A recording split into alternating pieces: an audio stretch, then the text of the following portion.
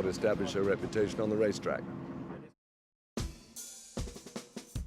The first race of the event sees the A Fleet battle it out over 34 nautical miles in the first leg of the Yachting World Round the Island race from Falmouth Harbour to Fort James on the island's northwest flank.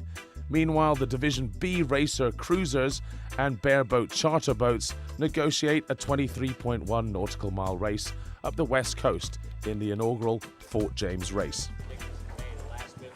The wind conditions in the morning of the race were light, but the forecast was for stronger winds later in the day. And as the mix of professional and amateur sailors head out, the crew on board looking for Elvis were certainly enjoying themselves and not taking things too seriously. Elvis loves you. Big fan of yours. You're the winners. Down, Trav, down. And up. It is big competition, but it's all friendly rivalry. I mean, it's all in the name of fun. If you want to protest anything, you have to bring in 2 cases of champagne, and then you can lodge a protest. So it's all in the name of fun. But obviously, everyone wants to win. 4, 3, 2. This year, the gunboat fleet has increased to 8 boats, and as they head off from the start line, Lickety Split 2 is looking like the boat to beat this year.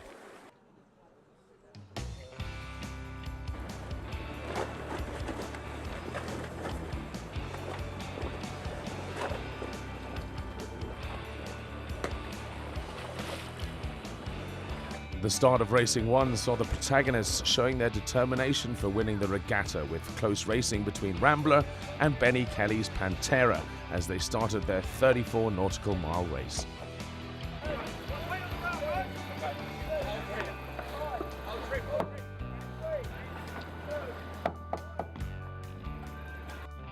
The multi-hulls, back for their second consecutive appearance in Antigua, made the most of the day's building breeze, which rose into the mid-teens in sporadic squalls. Claude Tellier's 60-foot trimaran Région Guadeloupe was the quickest boat in the fleet and first to finish overall. But on corrected time, Frank-Yves Escoff took the win on the 50-foot tri Crêpe Wahoo. And Calais Henix's Seacart 30 True Look took second. On board the gunboats, it's close racing as they head towards the finish. At the moment, we're on the last leg, beating ourselves to the finish line to windward. We're in second place at the moment. Both Lickety Split and Safari held a bit more boat speed than us. We lost a fair amount of ground, but we've maintained second. But now we're having to fight for it because they're right on our tail. But the breeze has picked up now to a nice steady 15 knots. So yeah, conditions looking good. As expected, ICAP Leopard stormed its way through the monohull fleet and took line honours in this first leg of the Yachting World Around the Island race. But on corrected time, they only managed a 4th place, with George David's Rambler taking the win.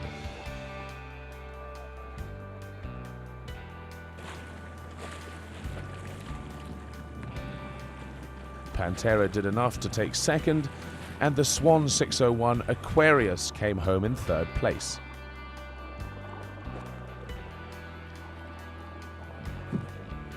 In Racing 2, the 115-foot Sejana sailed majestically, though was beaten by a smaller, well-sailed competitor, Stuart Robinson's Swan 70 Stay Calm, which corrected out to 1st in the division with Sejana in 2nd. And there's delight on board for Elvis as the King takes 2nd in the gunboat class. Elvis loves you, baby! Elvis loves you, the King's back! King got 2nd place. For the first time at Stanford Antigua Sailing Week, the post-race beach bash takes place at the historic Fort James, where the sailors get to relax after a great day on the water. Oh, it was sensational. We started off a little cloudy when we got on the boat, and the sun came out as the, as we started. We headed up around Green Island, set the kites, sun was shining, blue water. Then we finish up here. Did very well, good crew work, good sail combinations, good tactical sailing, so very happy. Good wind conditions. The race committee does a great job. and just the locals do a good job here too. You have so many boats and people, and it's great to go down to the harbor and just meet the people from all over the world that come down for the races and for the parties that take place. You can sail hard, you can play hard and have some fun. And have some fun they certainly did.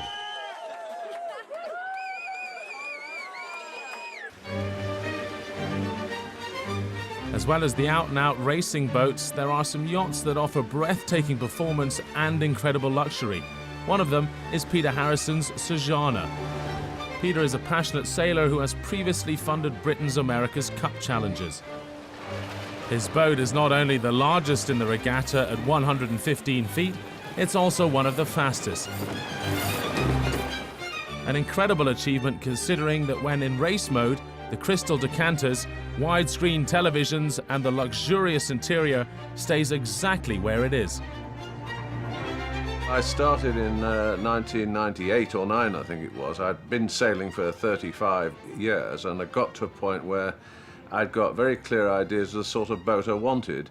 And I went to Bruce Farr, who's a New Zealander, but he's the top race boat designer.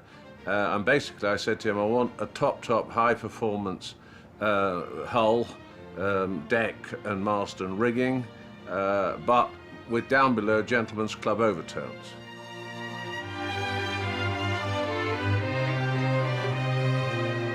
I chose all what I regarded as best of class people in terms of the various elements which makes up a boat. So this is not one yard design. This is basically a design put together by myself primarily and my skipper Mark Fitzgerald. The one thing which I wanted was speed.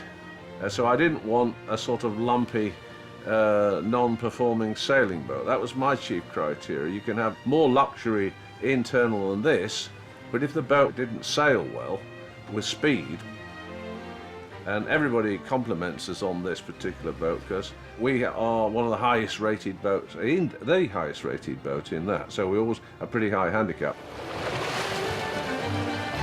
I think what I enjoy about the sport, particularly when you're doing, say, long distance races across the Atlantic, it's a sense of adventure, of course.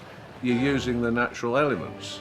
So you're using your brains, your skills, your know-how, your weather predictions, and adjusting and tactically moving your boat. And of course that's what led me into the America's Cup, because that's the pinnacle of all of that.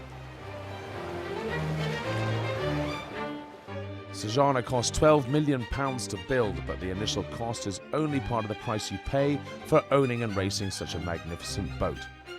For Peter Harrison, his clear passion for sailing makes it money well spent. Owning boats, it's like standing under a cold shower tearing up £5 notes. Well, I think it's $500 bills now. It's a pretty expensive hobby. We wouldn't get much change out of $1 million, I think, a year in running this boat. Keeping it all up to standard in operating costs and flying crew in, but if you wanted to reduce the cost, then you wouldn't put it into racing. You'd just cruise around on, but I don't want to do that.